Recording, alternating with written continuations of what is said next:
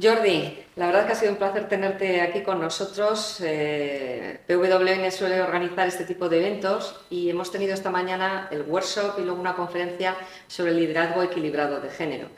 Y la verdad es que el primer workshop ha sido sorprendente porque ha habido casi 50 personas en la sala, 6 mesas debatiendo sobre las competencias del líder.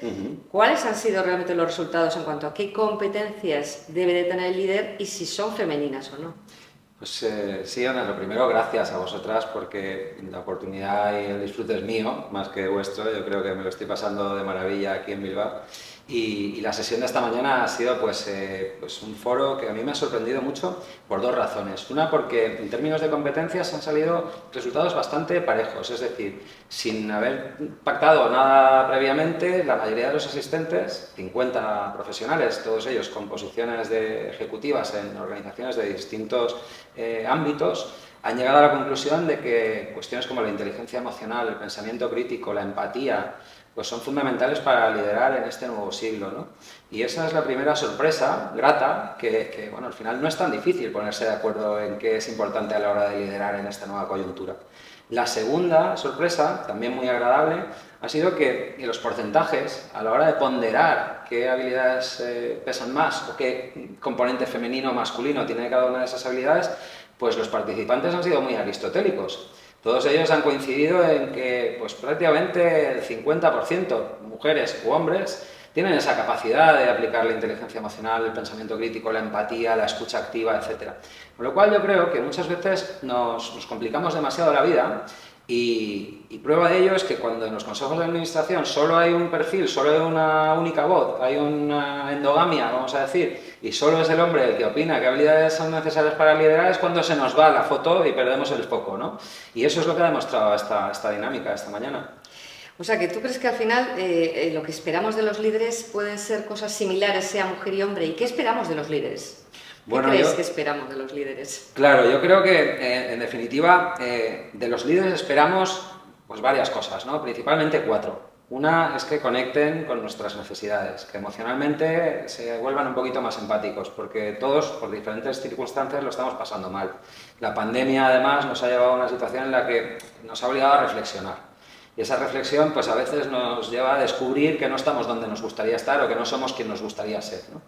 Y eso nos lleva a un segundo punto o necesidad, que es que no solo necesito que aquellos que me rodean me entiendan y empaticen conmigo, en particular pues mi jefe o las personas que lideran la organización, sino que también me den la oportunidad de mejorar en aquellas áreas donde yo, después de ejercer esa práctica de la reflexión, considero que puedo mejorar o deseo mejorar. ¿En qué deseo mejorar? En términos de conciliación, de flexibilidad, de aprendizaje continuo, bueno, pues que me den la oportunidad de hacerlo, ¿no? Y esa sería la segunda necesidad que no le exigimos, pero deseamos que los líderes sean capaces de satisfacer. La tercera, inevitablemente, es que garanticen nuestro bienestar. Y va vinculada a las dos anteriores. Es decir, si yo descubro que no me encuentro bien, que en esta coyuntura actual pues me he tenido la pausa suficiente para ver que el camino que he ido recorriendo no era el adecuado, si además eso me ha hecho descubrir que puedo ser otra persona o que tengo unos talentos que no he estado explotando y me dan la oportunidad, bueno, además que eso se traduzca en bienestar, que se traduzca pues, en que yo me sienta querido, reconocido y que tenga la oportunidad no solo de crecer, sino que además esa contribución se vea reflejada en cómo me tratan los demás, que me muestren afecto gracias a esa contribución. Y eso me lleva a la última parte, ¿no? Que es, bueno, pues todo esto tiene que tener un sentido. Tiene que tener un significado. Y el significado pues, pasa no solo porque aprenda cosas nuevas y porque me reconozcan porque esas cosas me permiten contribuir, sino que además cuando me voy a casa y llego y me siento con mi familia, pues me siento orgulloso, orgullosa de contarles a qué me dedico, qué hago. Todos esos elementos que hasta ahora no se han dado en el mundo empresarial o se han pasado por alto son los que estamos exigiendo de los líderes. Así que liderar exige pues, mucho de psicólogo, de desarrollar esa inteligencia emocional que mencionábamos anteriormente y de ser capaz de entender que las personas, antes que profesionales, pues somos seres humanos, ¿no? Con todo lo que eso conlleva. La verdad es que nos has dado un poquito repaso a todos, ¿no? Y sobre todo a todo el aforo que había luego en la conferencia sobre esa visión del líder, ¿no? Sobre cuáles deben ser esas competencias, esas capacidades. Y la verdad es que una de las cosas que más nos ha sorprendido es cuando nos has dicho que al final el tema de la igualdad no va de legislar, va primero de sensibilizar, después de educar, y después viene la legislación, ¿no? Y aquí parece que estamos haciendo al contrario, estamos marcando leyes sin estar la organización sensible o suficientemente sensibilizada y desde luego sin educar en unas nuevas formas de cultura interna de la organización. ¿Cómo lo ves tú? Cuéntanos, a mí me ha sorprendido esa reflexión. Bueno, al final, según la psicología organizacional, los procesos de transformación cultural siguen 3 etapas o 3 partes, ¿no? La primera es la concienciación o sensibilización que tú apuntas, la segunda es la educación y la última es la legislación o regulación de escenarios. El problema es que muchas veces cuando los políticos escuchan que hay un ruido social que puede resultar interesante para sus intereses partidistas, pues deciden legislar y empezar la casa por el tejado. El problema de legislar es que genera más resistencias, sobre todo cuando la gente no tiene esa sensibilización previa, esa concienciación, no sienten que ese problema forme parte de su realidad y no están educados para gestionar el problema. Por otra parte, no cuentan con las herramientas para reaccionar ante esa situación de la mejor manera posible, con una actitud adecuada. Claro, se trata de un ciclo que se retroalimenta. Esos 3 elementos no funcionan como un continuo, funcionan como un círculo virtuoso, dijéramos, que el primero hace que se active el segundo, que se active el tercero y que, a consecuencia de esos 3 pasos iniciales, se adquiera velocidad. Es la bola de nieve, el efecto bola de nieve. Claro, si empezamos por legislar sin concienciar y de educar previamente, no solo estamos entorpeciendo el ciclo y generando una atracción mayor, que sería lo deseable, sino que además en ese proceso estamos generando enemigos, estamos generando saboteadores. Por ahí lo que recomiendan los expertos en psicología organizacional es empezar justamente por el punto antagónico, es decir, por el último paso que estamos aplicando ahora mismo, que es la educación. Y previamente para educar tienes que concienciar, porque si no, no se va a dar. Claro, concienciación y educación van de la mano. Uno no invierte tiempo en aprender acerca de cosas nuevas si no ha adquirido una conciencia interior de que esas cosas le pueden beneficiar o que tienen algún resultado positivo para sus intereses. Y de nuevo, legislar no te hace ver que las cosas son mejores para tus intereses, sino que alguien viene y te impone. Y creo que ahí está el error de algunos feminismos, ¿no? El querer empezar justamente pues por el final del ciclo. Pues mira, me das pie a una consideración que tenemos nosotros desde PWN Bilbao, ¿no? Quizás como asociación de mujeres, pero también de hombres que estamos comprometidos con la igualdad efectiva y con el liderazgo equilibrado, siempre hemos pensado que la sensibilización es fundamental. Y nuestros partners y nuestras socias, los que conformamos este ecosistema PWN Bilbao, pues tenemos claro que tenemos que sensibilizar y por eso lo de la sesión de hoy, ¿no? Pero sí que es verdad que sensibilizar requiere también compromiso por parte de los líderes de ahora. Y de hecho, pues en el workshop que hemos traído había mucha gente que eran directores generales, pero mucho también que había delegado en sus responsables de recursos humanos, ¿no? Sí. Tú desde tu experiencia, que has estado haciendo coaching a equipos de dirección en empresas multinacionales, ¿qué nos dirías a PWN Bilbao, que somos una organización de voluntarias, pero que trabajamos muy de la mano con la empresa? ¿Cómo conseguir sensibilizar a esas élites que están en este momento dirigiendo las compañías y que de alguna manera lo que nos trasladan es que, bueno, este es un tema de recursos humanos, a veces, Otros se lo creen y tienen el discurso de, oye, no, nosotros creemos en la igualdad y vamos a plantear objetivos, pero al final esto es un tema de plan de igualdad, ¿no? Y lo trasladan un poco al área de talento, al área de recursos humanos. Y nosotros, sin embargo, queremos hacer ese subir escalones y que sean los directores generales los que asuman en primera persona. ¿Qué nos recomendarías? ¿Cómo crees tú que podemos incidir en eso que decía, esa concienciación de los líderes, ¿no? Masculinos en este caso? Mira, la mejor manera de convencer a alguien que habla de números y que no ve personas, ve resultados económicos, rentabilidades y dividendos, de que el tema recursos humanos tiene un impacto directo y considerable en los resultados de la compañía, es mostrarle los números, la tangibilidad de la situación y de la toma de decisiones en términos de resolución o mejora de esa situación. Entonces, yo creo que hoy día contamos no solo con la capacidad comunicativa, sino con la tecnología que nos permite avalar con empírica este tipo de discursos como el nuestro.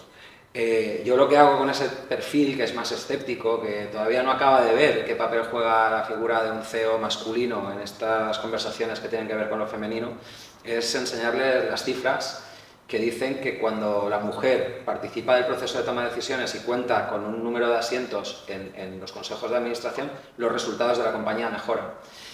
les muestro cifras, sobre todo pues bebo de muchas fuentes anglosajonas donde pues, nos llevan algo de ventaja en la aplicación de este tipo de medidas, y les enseño cifras de cómo la rotación se reduce, el bienestar mejora, y con todo ello, pues obviamente los proyectos salen adelante y el número de fracasos o el número de casos de absentismo o el número de bajas laborales se reduce dramáticamente cuando aplicas este tipo de mentalidad, ¿no? Porque al final no tienes que aplicar políticas, tienes que aplicar mentalidades. Y es la mentalidad la que te hace entender que para que los números se produzcan tienes que tratar bien a las personas. Cuando hablamos de liderazgos masculinos o femeninos, lo que es indudable, siendo el hombre y la mujer igual de capaces en la mayoría de aspectos vitales, es que las mujeres habéis jugado un rol de cuidadoras a lo largo de la historia porque os lo hemos entregado a los hombres también. Entonces, como sois mejores cuidando a las personas, es fundamental que ese cuidado se aplique a las organizaciones. Yo siempre pongo el mismo ejemplo, una ecuación matemática. Y les hago un ejemplo con una analogía muy sencilla. Le digo, mira, vamos a conseguir resultados económicos. En la ecuación, resultado económico es el producto. Y tenemos recursos materiales y económicos y tenemos recursos humanos, ¿vale? Recursos humanos es el multiplicador de recursos materiales y económicos. Si ponemos el multiplicador en 0, ¿cuál va a ser el producto? 0 o tendente a 0. Entonces, al final es una cuestión de entender que esto es aritmética básica. Si tú tienes a personas enfermas, el producto de tu ecuación va a tener un componente de enfermedad. Las organizaciones que están conformadas por personas que no se encuentran bien, que no se cuidan o que creen que no se les cuida, pues van a contaminar ese resultado económico. Cuando tú esto se lo muestras, empiezan a entender y a poner las orejitas para arriba y a decir, ah, pues es que esto no es un tema de personas, esto realmente es un tema de números, ¿no? Creo que esa correlación es la que hace falta que incorporemos en los discursos para que ellos se conciencien. Sí, está claro que los directivos, es verdad que en el día a día y en este entorno buca, que tú decías otro tipo de consideraciones, pero es verdad que es un entorno de incertidumbre, pues no están las prioridades en las agendas de muchos de los directivos, ¿no? El tema de la igualdad se ha dejado en un segundo plano y se está abordando otro tipo de cosas donde el talento, pues igual sí que es verdad que está dentro, oye, tenemos que atraer talento, pero no se preocupan tanto de cómo, de qué manera y qué tipo de talento. ¿Cuáles serían tus conclusiones ya para un poco terminar? Porque es verdad que ha sido una mañana extraordinaria, ¿no? Con muchísima participación, ha habido muchísimas preguntas en la conferencia. La verdad es que se ha animado muchísimo todo el aforo, ¿verdad? Todo el mundo estaba interesadísimo en lo que estabas diciendo y además te desafiaban con determinadas preguntas. ¿Qué conclusiones te has llevado tú? Porque este es un entorno muy pluridisciplinar y con empresas industriales, empresas tecnológicas, con socias, emprendedoras, empresarias. Es decir, ha habido un público muy diverso. ¿Qué conclusiones has sacado tú de esta reflexión, que estaba muy orientada a cómo debe ser el liderazgo del futuro, ¿no? Claro, mira, yo me llevo 3 reflexiones importantes o conclusiones en grandes rasgos. El primero es que cuando los seres humanos aplicamos el sentido común, independientemente de etiquetas de género, casi siempre estamos de acuerdo. No hace falta que nos marquen cuotas o que nos digan por dónde hay que ir. Cuando aplicamos el sentido común, decimos, mira, oye, ¿el liderazgo en qué consiste? Pues en ser emocionalmente inteligente, en cuestionarnos las tomas de decisiones, ¿no? Si estamos haciendo lo correcto o no y cómo impacta al resto de personas. Pues en ese tipo de situaciones, los seres humanos, cuando están en un equilibrio, vamos a decir, está representado igual el género masculino o femenino, las diferentes razas, opiniones, me da igual el tipo de diversidad que sea, cuando está bien equilibrada la representación humana dentro de un aforo o de un grupo de discusión, se tienden a producir resultados de sentido común. Eso es lo primero, ¿no? Y lo hemos visto en el workshop. 50-55% de equilibrio entre lo que es un liderazgo femenino y un masculino sería necesario en una organización del futuro, ¿no? Sin embargo, la realidad nos dice que estamos en un 30% aproximadamente. Bueno, pues ahí está el gap. Esa sería la primera conclusión. Seres humanos trabajando juntos, independientemente de su género y demás, pero bien representados de manera equilibrada, llegan a decisiones de sentido común. Lo segundo es que este es un tema que cada vez interesa a más gente, porque cada vez más gente lo ve en primera persona. Y ya no lo ve como soy hombre o mujer, o a mí esto sí me pega o esto no me pega. Es que todos tenemos madres, hermanas, mujeres, parejas, amigas. O sea, al final lo vemos en los ámbitos sociales, lo vemos en el ámbito profesional. No hay que ponerse una venda en los ojos para no darte cuenta de que hemos estado discriminando negativamente a un colectivo que tiene mucho que aportar, que es el colectivo femenino, ¿no? Y creo que cada vez me llevo la sensación de que la gente puede estar de acuerdo con mi discurso o no. O sea, si de hecho lo malo es que todo el mundo esté de acuerdo con la opinión de uno, porque entonces ahí es que alguien no está pensando. Pero Dentro de la discrepancia educada y reflexiva, pues en general todos entendemos que el tema del feminismo no es una moda, es una necesidad. Y eso me lleva a la tercera, y es que cada vez hay más gente, sean hombres o mujeres, con posiciones directivas principalmente, que están interesados en el cómo. Ya no discutimos si esto tiene que ser así. Y eso me hace sentir muy optimista de cara al futuro, ¿no? Porque hemos pasado de esa fase de concienciación, creo que estamos en la línea frontera de educación-legislación, es decir, estamos avanzando positivamente y se están produciendo cambios que han llevado décadas, pero que si le damos velocidad a esa bola de nieve, a esa rueda de acero, que cuando agarra velocidad y se mueve, primero moverla cuesta mucho, el primer milímetro, pero cuando empieza a rampa abajo, no hay quien la pare, ¿no? Y me da la sensación, escuchando a la gente después en el coffee, en el working y tal, bueno, pues que ya no es discutible si el feminismo tiene que estar más o menos presente en los foros de discusión o si las mujeres tienen que formar parte de los consejos de administración. Eso ya está fuera del debate, ¿no? Y esa sería la tercera reflexión o conclusión que me llevo y muy positivas todas ellas. Bueno, pues me quedo con ese optimismo, con ese buen mensaje de que ya estamos muy superados lo que es la sensibilización y estamos en otro estadio. Y te agradecemos muchísimo que hayas venido a Bilbao, que hayas participado en nuestro evento anual en PWN Bilbao. Estás invitado para otras sesiones, para todo lo que quieras, y te seguiremos en redes, que eres un auténtico crack del liderazgo y del coaching. Muchísimas Muchas gracias por estar aquí. Un placer, Ana. Gracias a vosotras.